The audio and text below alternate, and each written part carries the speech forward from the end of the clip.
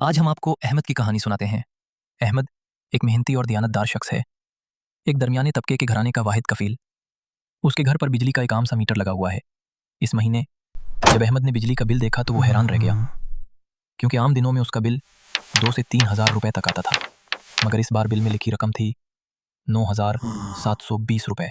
अहमद फ़ौरन बिजली के दफ्तर जा पहुंचा। काउंटर पर मौजूद एहलकार ने बताया कि बिल के बिल एडजस्टमेंट वाले खाने में 6,500 रुपये का जुर्माना शामिल किया गया है। ये सुनकर अहमद और भी परेशान हो गया। उसे समझ नहीं आ रही थी कि ये जुर्माना क्यों लगा।